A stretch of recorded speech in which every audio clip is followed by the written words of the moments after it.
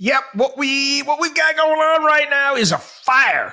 Fire! What kind of fire? We got a Republican dumpster fire. So what we're going to do is I'm going to break down. We're going to do 4 separate little podcasts on the Republican dumpster fire. We're going to start off with the short-sighted fools. So we got Matt Gaetz. He ran this coup. And forever he'll be in a history book. Matt Gaetz made his way into the history books because this has never happened. Congratulations, you pulled off the coup. You have taken down the Speaker of the House. Now, again, let's look into this, the short-sightedness of this. We got budget negotiations that are supposed to be taking place. That's not going to even start for at least a week from now. You've got people around the globe looking at this, and I'm telling you, I get the messages, the emails. WTF? What in the world is going on over there? So again, Matt Gaetz gets a win. Saying maybe the House Freedom Caucus gets a win here, but what did you win? What exactly did you win in this? Okay, maybe it'll be Steve Scalise. Maybe it'll be Jim Jordan. Did you gain any other seats in the House? No. The metrics remain exactly the same. Exactly the same. So what are you going to do? You're going to come back. You're going to pick a new Speaker of the House. And you got to get into budget negotiations. And the Freedom Caucus, and first I want to preface this. The things that the Freedom Caucus stands for, I happen to agree with, and we'll get into that in a bit. But they have no idea on how to go about implementing these things. You're talking about short-sighted as all hell. You've lost. Fine, you picked up the House barely. Just because you want something doesn't mean you can govern like you've got some sort of bloody 60-seat majority in the House and also have the Senate. This is a, for crying out loud, a republic, people.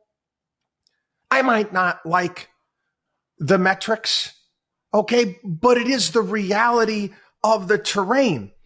So you've been in this stalemate over budget negotiations. You got that. What is it? When is it expired? November 17th. You're going to have another showdown over another shutdown. Where's it going to end up? Where's this whole thing going to end up?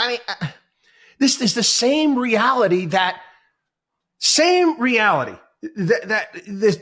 they've been dealing with for a period of time. It's not going to change. The terrain is not going to change.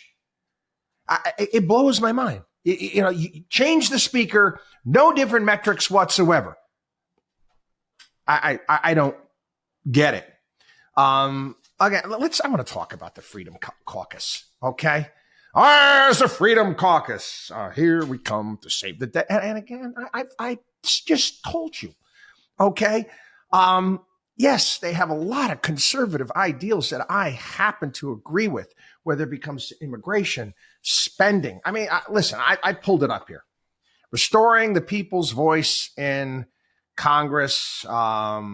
Again, myriad of things in regards to committees, independence of committees, opening up the legislative process, enforced responsibility in spending. I get all of this.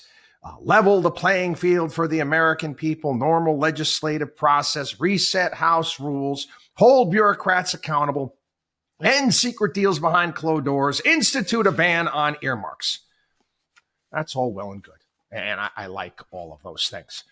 But let's look at the history of the Freedom Caucus, shall we? Again, they were none too happy. They were the ones that ousted John Boehner as Speaker of the House. And then that was replaced by Paul Ryan. They didn't end up liking him either. That you had Freedom Caucus members slowly but surely leave. Then you had the American Health Care Act, the AHCA, which was the House Republican bill to repeal and replace Obamacare. It was withdrawn by Paul Ryan because it lacked the votes to pass due to opposition from the Freedom Caucus, because they thought that the replacement provisions had the effect of failing to repeal some of the elements of the original Affordable Care Act. Again, this tantrums. You can't govern. You can't operate in a country like the United States if you're going to throw yourself a frickin' tantrum every single time you don't get everything that you want. And that's what many, not all, but many of these members of this Freedom Caucus, that reminds me of some child throwing a tantrum because they didn't get everything that they have wanted. And it's sad. It really is. A lot of football analogies and metaphor stuff going on as of late, trying to explain what's going on. You had Newt Gingrich come out and basically discuss this and say, hey, listen here, this is absolutely ridiculous. He compared what he said. It was as if because he's obviously from Georgia. He said it was like somebody on the Georgia football team, the Bulldogs. They're playing Alabama. All of a sudden, they're upset with something that the coach said to them, and they start tackling players on their own team. And then you had, interesting, Claudia Tenney today was on, where was she on? CNBC or Fox, one of the programs, the morning programs.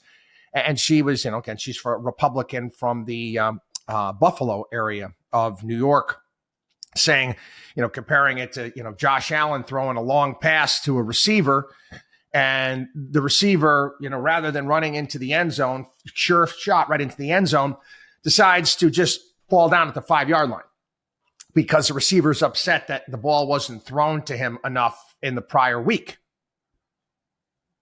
Hey, I like the football stuff. I've got my own, because this is what these tantrum, guys are doing. They have zero strategy whatsoever. None. I can't think that these people are really that bright or that deep, quite frankly, if you can't understand that, there needs to be some strategy involved, and that you're not going to get everything that you want in a republic like ours, not to mention, in fact, a majority which you're hanging on by the skin of your teeth, including that fraud, George Santos. Okay, so, you want to win a football game. Compare football to other sports. No other sport like football, based upon all of the strategy that's involved, the calls that are made, the planning that is involved over the course of the week, the analytics, the matchups, everything that goes along with that.